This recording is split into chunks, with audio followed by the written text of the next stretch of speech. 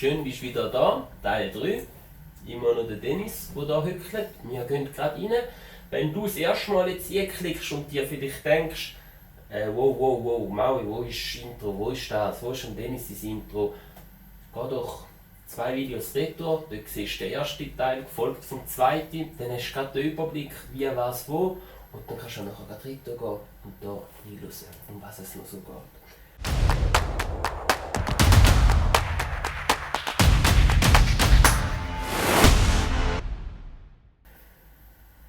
Findest du, wenn du jetzt gerade so hörst, Dennis, von eben Leuten, die schon länger in dem Business sind, fahren, also 10 Jahre, 20 Jahre, hat es so vielleicht so einen Generationswechsel gegeben, ticken die Leute anders von dem, was du hörst oder vielleicht auch siehst?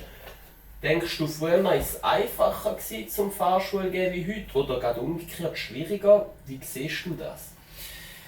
Ich denke früher und wie gesagt mit Betonung auf Denken. Ich habe keine Meinung dazu. Ich darf da eigentlich auch gar nicht mitreden. Ich glaube aber früher war es einfacher gewesen, an Kunden heranzukommen. Ich habe auch schon von ein paar älteren Fahrern, die schon länger im Business sind, gehört. Es ist jetzt hart geworden und früher war es schon fast ein Selbstläufer eigentlich gewesen. Ich denke, das hat schon auch damit zu tun, dass viele Leute sagen, ja, ich will aus dem Hamsterrad ausbrechen, ich will selbstständig sein und halt nur die positiven Sachen sehen von dieser Selbstständigkeit, oder? Aber was da im Hintergrund als Berechnungen kommen und dass du ja auch musst zahlen, Versicherungen, Krankentageld, Krankenversicherung und so weiter, SVA-Rechnungen, die kommen und so weiter und so fort. Das sieht man in dem Moment nicht. Und man sieht, hey, ich will ausbrechen und Fahrlehrer mit diesen Subventionen, Fahrlehrerausbildung, macht es mir sage jetzt mal, einfacher und ich kann es finanziell auch eher stemmen als vielleicht eine andere Ausbildung. Ja. Und was mir auch aufgefallen ist, es wollen viele die Ausbildung machen. Ob sie dann wirklich auch davon leben können, ich weiß es nicht. Ich weiß es wirklich nicht. Wie gesagt, ich hatte mega Glück mit meinem Fahrlehrer Götti. Er hat mega auf mich geschaut, auch nach der Ausbildung. Und ich glaube, ohne ihn wäre es schwierig geworden. Okay. 2 Fragen. Ich hoffe, ich vergesse die nachher nicht. Ich würde gerne noch nachhaken. Eben, du sagst jetzt gerade ein bisschen schwieriger geworden heute. Mein Gedankengang ist jetzt so, dass es schwieriger geworden ist. Das wegen der Konkurrenzkampf, auch gerade Social Media. Kommt man an die Leute an? Oder was genau ist schwieriger geworden? Das ist ein bisschen meine Frage, wo ich da gerne ein bisschen nachhaken würde. Was du denkst. Ich glaube, einerseits ist es schon, man hat viel mehr Fahrlehrer als früher. Das Zweite ist, heutzutage kannst du Automatenprüfung machen und darfst beides fahren. Ja, stimmt. Ja. Somit ist es vielleicht für ein paar Fahrlehrer, oder die Fahrlehrer werden, weniger aufwendig. Sagen, okay, Automat, okay, geht. Auf der anderen Seite ist es schon auch Preise. Also jetzt vor allem im Kanton Zürich, wo es enorm mit den Preisen unten reinhauen. Krass. Kann ich da mal ein paar Zahlen haben? Da habe ich wirklich gar kein Bild. Ja, da gibt es ganz verschiedene Kombi-Angebote, also von 49 Franken. Also ich muss ganz ehrlich sein, mit 49 Franken meine Zeit, das Benzin, der Verschleiß von den Pneus, Öl und so weiter, da leist du am Schluss noch drauf. Okay. Und ich verstehe es nicht. Ich verstehe es nicht. Aber ja, jeder wie er will. Ich denke, Qualität gewinnt immer. Also nicht, dass die Fahrlehrer, die jetzt voll reinhauen, qualitativ nicht gut sind. Das will ich gar nicht sagen damit. Also nicht falsch verstehen. Aber ich denke, Qualität hat seinen Preis. Es gibt Swissmade und es gibt Made in China. Ich weiss, was du meinst, ja. Und die Preisunterschiede sind einfach und die haben auch einen Grund, wieso dass die unterschiedlich sind, die Preise. Jetzt ist mir gerade empfallen, ich wollte nachhaken beim... Genau. Ist in dem Fall kein ich weiß gar nicht, was dem Fachwort sagt. Schreib doch bitte du unten in die Kommentare mal, ob du das Fachwort kennst, das ich hier suche. Ich glaube, Mindestlohn, Mindestpreis ist glaube das falsche Wort, aber gibt nicht der Bund irgendwie vor oder der Kanton, hey, eine Fahrstunde darf höchstens so tief sein, vom Preis her, um doch den Markt zu beeinflussen, oder ist da freie Marktwirtschaft bei euch? Grundsätzlich, soviel ich weiss, ist freie Markt. Du darfst Preise machen, wie du willst. 49 Stutz, also da würdest du wirklich viel Nein sein. Weil eben nur schon, also ich fahre jetzt kein spektakuläres Auto, ich fahre einen VW Golf, einen 4er 2000, das ist gleich alt wie ich, Jahrgang 2000, und nur schon dort zahle ich mit meinem Tank ein 60er Nötli. Und ich behaupte jetzt mal, wenn du so einen Tag Fahrstunde hast, ist dein Tank leer, nehme ich an. Oder hebt der 2 Tage? Ja, also zwei Tage hat er schon. Okay, 2 Tage hebt krass. er schon. Aber wenn ich dazu sagen, das ist ein 21er Jahrgang, den ich habe, ein Cupra. Cupra Leon, und im Juli 21 geholt mit 3000 km Schulsteller. Ah ja. Genau, und heute hat er 195'000 km. Boah! Und da sind einige, Ja. da ist einige Mal auf die Welle gefahren. Ja, Von der- krass. Ist denn, da würde ich auch gerade noch gerne einhaken, jetzt machen wir gerade ein bisschen einen rechten Wechsel. Fahrschulauto, wenn du da privat rumfährst, wirst du da einmal angehupt oder merkst du da, die Leute gehen anders mit dir um? Da? Wie kommt das über in der Gesellschaft, wenn du da mal privat rumfährst? Ich weiss nicht, hast du 2 Autos? Weiss ich nicht. Wie nimmst du das wahr? Also ich habe nicht 2 Autos, ich fahre wirklich mit dem Fahrschulauto rum. Okay. Ist ja die beste Werbung, ist ja Ja, angeschrieben. logisch. Ist Gratis-Werbung und... Also es gibt die und es gibt die. Also ich kann... Das ist beide Beispiele kann man nennen. Würde mich mega wundern. Ja. Es gibt die halten voll Abstand Ja. und ja, die haben wir nicht Druck aufsetzen. Ist auch Ja. wichtig. Also auffahren, da finde ich etwas mega unfaires. Also man tritt nicht nach, wenn jemand am Boden liegt. Ja. Im Sinne von, also es geht wirklich ein bisschen in diese Richtung. Also so den Schwächer abdrücken ist, da finde ich etwas mega charakterschwaches.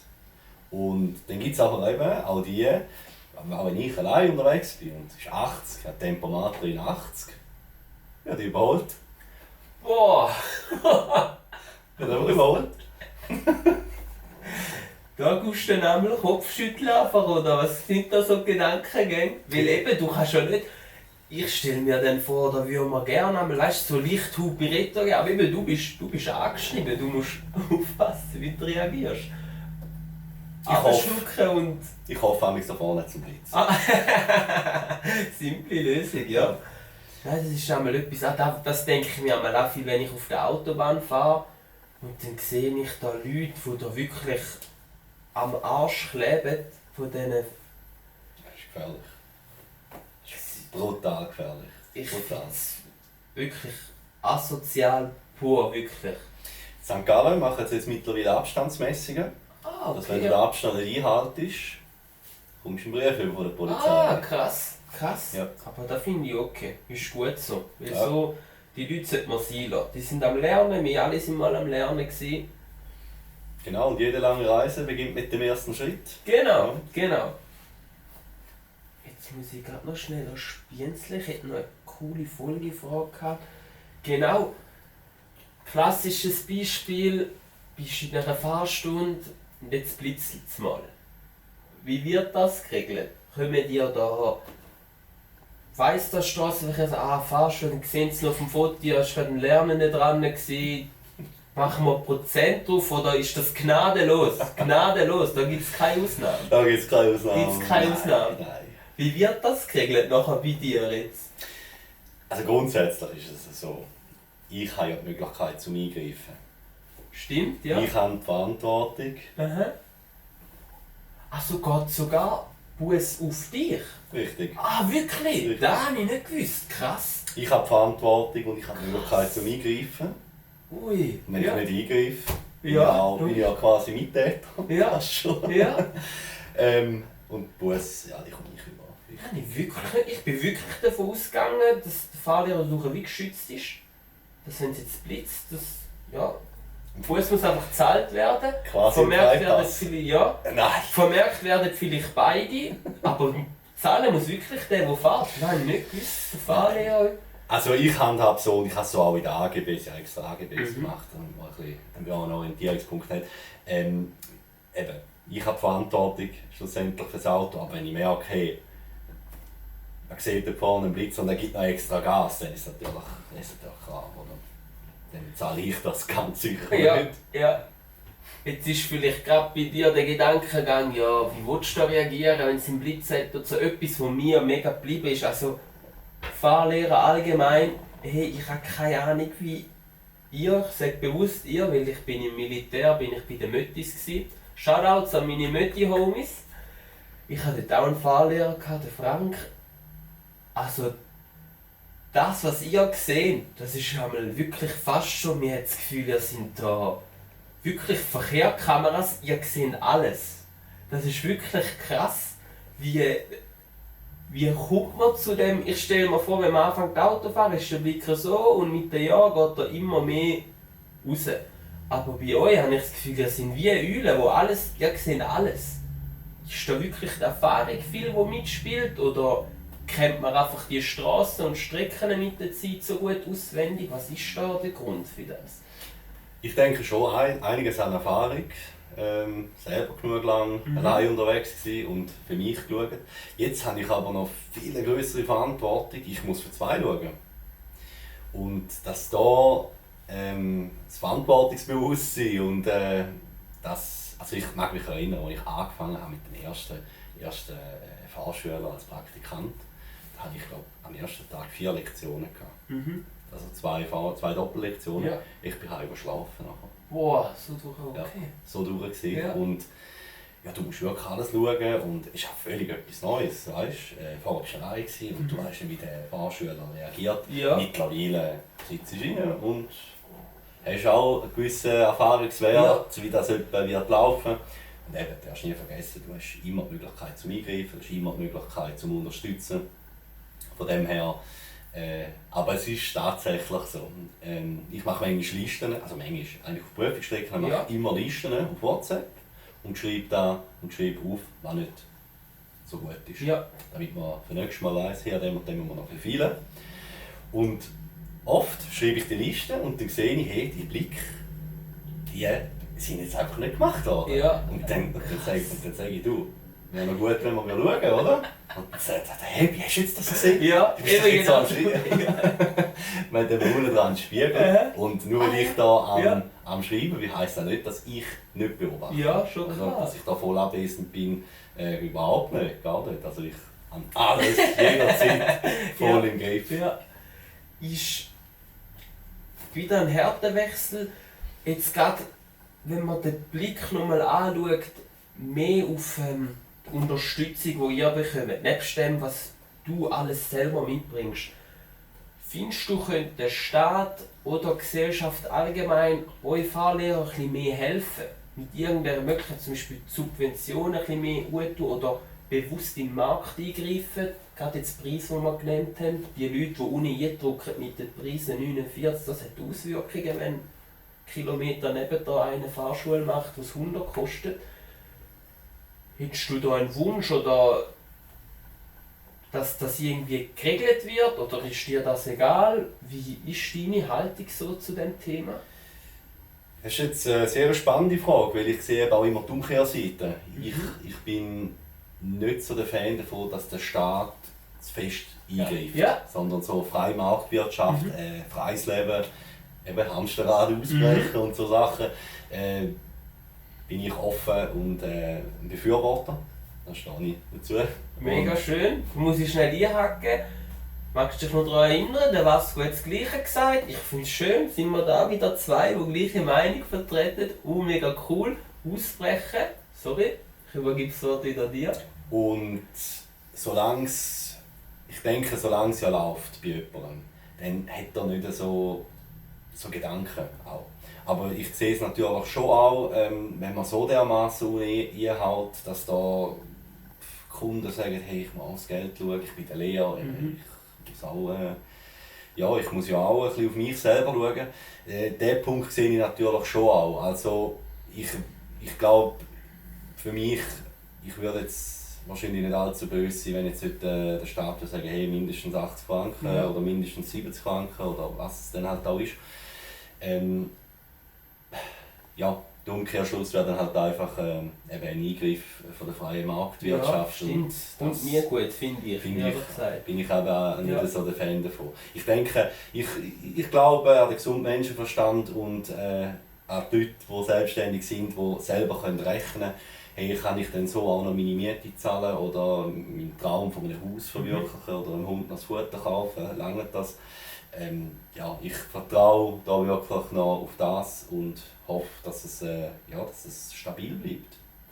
Du hast es vorher selber auch gerade noch gesagt und das finde ich ist ein mega wichtiger Punkt. Eben am Schluss, Qualität hat seinen Preis und da bin ich voll und ganz bei dir. Weil eben, wenn einer so viel verlangt für seine Stunde, kann man auch davon ausgehen, also so denken sich, dass das auch eine gute Sache schon nachher da übermittelt wird. Weil eben, gerade in der Fahrlehrerszene stelle ich mir vor, Mundpropaganda ist enorm. Also wenn einer seinem Preis nicht gerecht wird, wird das geredet und gestreut. Also ich sehe es da wirklich genau so, wie du es sagst. Hey, ich schaue auf die Uhr, Dennis. Die Zeit ist gerannt. Wir kommen wirklich zu der Abschlussfrage. Und die wäre, was ist so dein Wunsch, wo du zukünftigen Fahrlehrer, aber gerade auch zukünftigen Schülern willst du noch mitgeben?